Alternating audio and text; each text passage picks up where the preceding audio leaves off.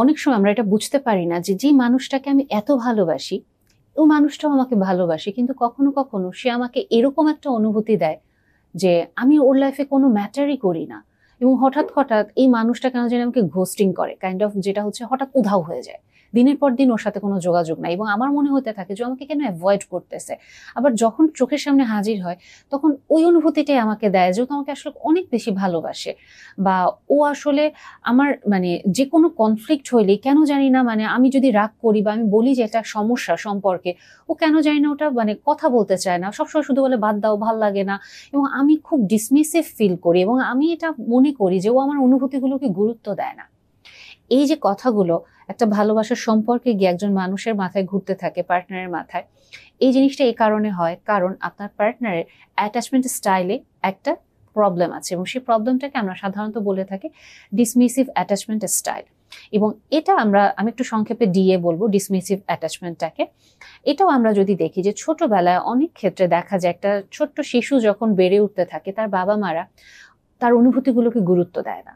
যদি সে কান্না করছে, তার কষ্টের কথা শেয়ার করার চেষ্টা করছে, বাবা মা খুব ব্যস্ত, আমার সময় নেই, তুমি এখন এসব কথা বলতে এসো না, চলো দূরে চলে যাও। বাবা মা হয়তো প্রচন্ড রকম নিজেকে নিয়ে এত ব্যস্ত যে বাচ্চাটাকে শুধু টাকা দিয়ে রাখছে, তার কোনো ইমোশনাল নিড ফুলফিল করছে না। বাচ্চা হয়তো কাঁদছে, তাকে বুলি করছে, হ্যাঁ তুমি এরকম মানে কাঁদুনে বাচ্চা কেন, বা এরকম ছিচ কাঁদুনে কেন, তুমি কি বোকা, তুমি কি দুর্বল, দুর্বলরাই কান্না করে, এই যে কথাগুলো বলছে। সো সে আস্তে আস্তে এরকম ভাবে বড় হচ্ছে যে ইমোশন আসলে প্রকাশ করতে হয় না, অনুভূতি প্রকাশ করতে হয় না, বা হচ্ছে আমি তো আসলে ভালোবাসা চাই কিন্তু ওরা তো আমাকে টাকা পয়সা দিচ্ছে, সবকিছু দিচ্ছে, তারপরেও কেন আমি ওদের পিছন পিছনে এত অভিযোগ করি, তার মানে আমি মনে হয় ভালো না। আমি আসলে অনুভূতিকে এভাবে মূল্য দিতে হয় না, যারা অনুভূতিকে গুরুত্ব দেয় ওরা মনে হয় দুর্বল।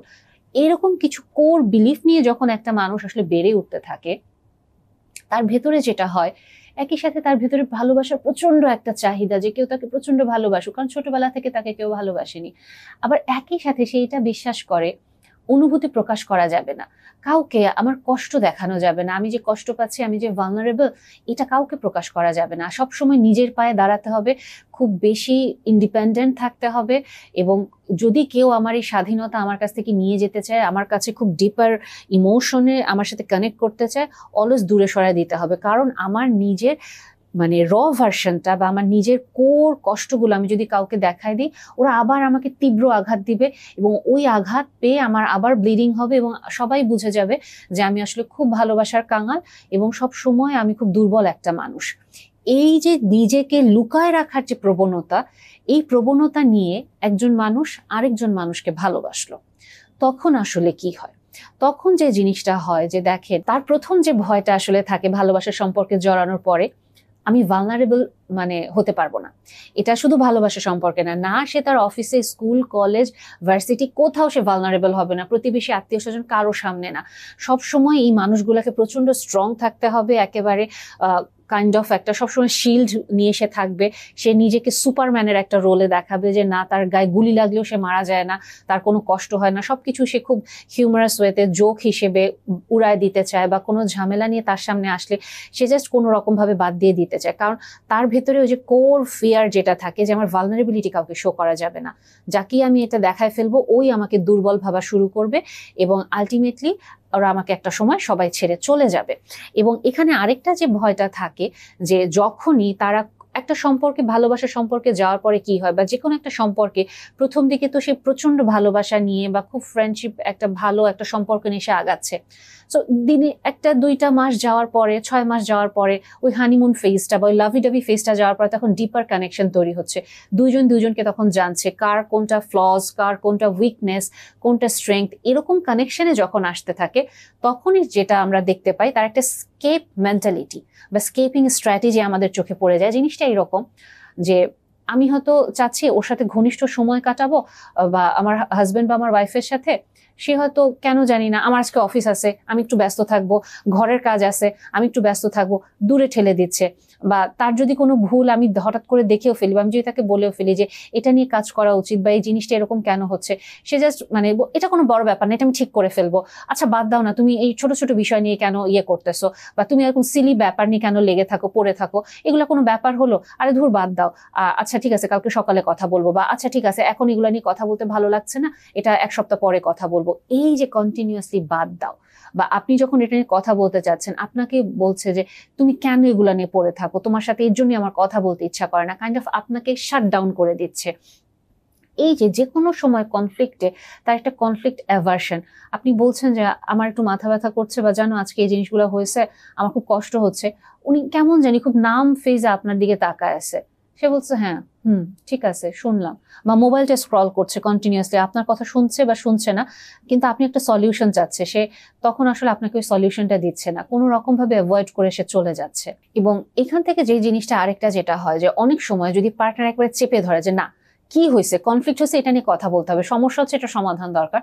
ওনারা খুব দ্রুত মানে হ্যাঁতে হ্যাঁ মিলায় ফেলে তখন যে আচ্ছা ঠিক আছে তুমি যেটা ভালো মনে করো ওটাই করো, বা ঠিক আছে এটা এরকম হবে, কোনো রকম একটা গোজামিল দিয়ে খুব অ্যাগ্রিয়েবলনেস একটা বিহেভিয়ার সে শো করে ফেলে যে আচ্ছা যেটা এরকম হচ্ছে ওই রকমই করো, মানে যেটা শেষ করা যায় করে ফেলে। এবং আপনি এটা ফিল করতে থাকেন ধীরে ধীরে যে আলটিমেটলি ও কেন কোনো ডিসিশন দেয় না, বা ওর সাথে আমি কেন ভালোবাসি, ও আমাকে ভালোবাসে এবং ওর কোনো লয়্যালটি ইস্যু নাই, কিচ্ছু নাই, বাট স্টিল আমি ওর সাথে কানেক্ট করতে পারি না কেন, ও আমাকে এরকম ডিসমিস করে দেয় কেন? কারণটা যেটা হচ্ছে উনি আপনার সাথে ডিপার ইমোশনাল কানেকশন ফিল করতে পারে না, বা উনি এটা তৈরি করতে পারে না। এটা যে উনি চায় না এমন না, খুব ইম্পর্টেন্ট, উনি কিন্তু চায়, কিন্তু ওনার ছোটবেলার ট্রমা রেসপন্স ওনাকে কখনো এটা শেখায়নি যে কারো সাথে ডিপার ইমোশনাল কানেকশন তৈরি করা যায়, কখনো কোনো মানুষকে এটা বলা ডিসএগ্রি করা যায় যে না তোমার সাথে এটা আমি একমত না, তারপরে ওই মানুষটাকে ভালোবাসা যায়। সে কখনো এটাই অভ্যস্ত না যে তার ডিপার পেইন বা ট্রমা কারোর সাথে শেয়ার করা যায়, বা কারো কাছে নিজের কষ্টগুলো বলার পরেও সেফ ফিল করা যায়। যেহেতু তার নিজের কাপটাই আসলে খালি, তাহলে সে কিভাবে অন্য একটা মানুষের কাপ আসলে সে ভরবে? এর জন্য দেখা যায় অন্য মানুষের কাপগুলো সে খালিই রাখছে। আপনি যখন আপনার কষ্টের কথা বলতে চাচ্ছেন, শেয়ার করতে চাচ্ছেন, তার খুব সাফোকেটেড ফিল হয়। তার মনে হয় যে আপনি তার স্বাধীনতা মানে তার কাছ থেকে নিয়ে যাবেন, আপনি তাকে আটকে ফেলবেন এবং সব সময় আপনার সমস্যার সমাধান তাকে করতে হবে। কারণ সে তো আসলে কোনো হেলদি রিলেশনশিপ দেখে বড় হয়নি, তার সামনে তো কোনো হেলদি রিলেশনশিপ মডেল ছিল না, সে তো এরকম আনহেলদি একটা আনস্টেবল সিচুয়েশনে বড় হয়েছে। কাজে ওই বিহেভিয়ার গুলাই সে শো করতে চায় এবং সে শো করছে আপনার সাথে। এবং যখন আপনি তাকে কোনো কারণে কোনো ক্রিটিসিজম দিচ্ছেন, বা কোনো কারণে তাকে হয়তো এমন কোনো কথা বলছেন যে তার মানে যে কোর ফিয়ার এগুলো ট্রিগার হয়ে যাচ্ছে, যে তার সে ভালনারেবল, সে গুড এনাফ না, বা সে ইমোশনাল কানেকশন বিল্ড করতে পারে না, বা তার এরকম কোনো ফ্লজ আছে, সাথে সাথে সে প্রচন্ড ট্রিগার্ড হয়ে যায়। কারণ কি, তার প্রথম তো কোরটা ছিল, ফিয়ারটা ছিল ওটাই, কারোর সাথে ভালনারেবিলিটি শো করা যাবে না। সেই জায়গায় আপনি ওনার ভালনারেবিলিটি নিয়ে আসলে কথা বলে ফেলছেন, ওনাকে কনস্ট্রাকটিভ ক্রিটিসিজম দিচ্ছেন, তখন সে আরো যেটা করবে, আপনাকে হঠাৎ করে আপনার কাছ থেকে সে উধাও হয়ে যাওয়ার চেষ্টা করবে। একই ছাদের নিচে আপনারা দুইজন হয়তো থাকবেন, বাট আপনি কানেক্ট করতে পারছেন না, সে আপনার সাথে কথা বলছে না, আপনাকে কাইন্ড অফ একটা সাইলেন্ট ট্রিটমেন্ট দিয়ে যাচ্ছে, এবং আপনি বুঝতে পারতেছেন না ওর সাথে কেন কথা বলে না, ওকে দেখেও কেন না দেখার ভান করে, মানে আপনি কথা বলতে গেলেও হ্যাঁ আপনার দিকে তাকাচ্ছেও না, তুচ্ছ তাচ্ছিলের মতো একটা, আপনি আরো পাজলড হয়ে যাচ্ছেন এবং আপনি আস্তে আস্তে প্রচন্ড কষ্ট পাওয়া স্টার্ট করছেন। আর যদি আপনাদের বিয়ের আগে এরকম সম্পর্ক থাকে তখন তো আপনি আরো ফিল করবেন যে সে ফোনও দেয় না, টেক্সটও করে না, কিছু করে না, কাইন্ড অফ কমপ্লিট ঘোস্টিং করছে আপনাকে, সে উধাও। এবং আপনি যদি খোঁজ খবরও নেন, আপনি এটাও দেখতে পারবেন সে আপনার লয়্যালটি ব্রিচ করে নাই, সে বরং নিজের মতো তার নিজের লাইফে আছে, চুপচাপ আছে, সে নিজে কিন্তু কষ্ট পাচ্ছে, এমন কিন্তু না যে সে কষ্ট পাচ্ছে না। এবং এই টাইমটা যে নো কন্ট্যাক্ট টাইমটা সে মেনটেন করছে, আপনার কাছ থেকে সে দূরে যাচ্ছে, এই জিনিসটা আপনাকে আসলে কষ্ট দেওয়ার জন্য সে দূরে যায় না। জিনিসটা যেটা হয়, তার ভালনারেবিলিটি যে সে এটা এক্সপ্রেস করে ফেলছে, যে আপনার সামনে প্রকাশ হয়ে যাচ্ছে এবং আপনি তাকে কিছু ক্রিটিসিজম দিয়েছেন,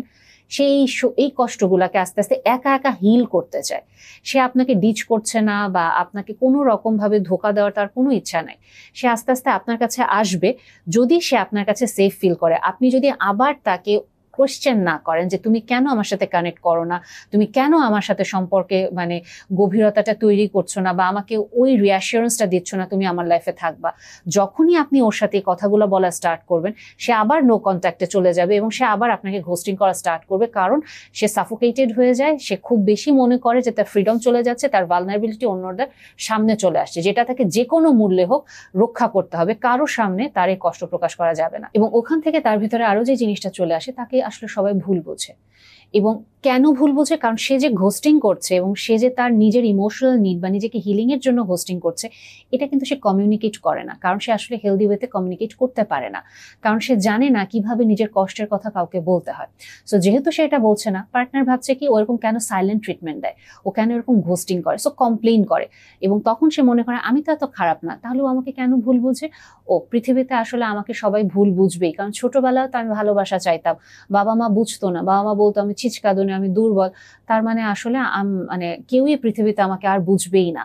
তার ভিতরের এই ভয়গুলো, এই চিন্তাগুলো খুব দৃঢ় হতে থাকে, আস্তে আস্তে করে সে নিজেকে গুটিয়ে নিতে থাকে এবং তখন তার মনে হয় আমি আসলে কোনো সম্পর্কতে থাকারই যোগ্য না, বেটার হয় আমি ব্রেকআপ করে ফেলি না, কারণ বা বেটার হয় আমি ডিভোর্সে চলে যাই, কারণ আমি তো আসলে নিতে পারতেছি না এবং ও আমাকে ভুল বুঝতেছে, ও আমাকে ডিসরেসপেক্টেড ফিল করাচ্ছে। এবং অনেক ক্ষেত্রে আসলে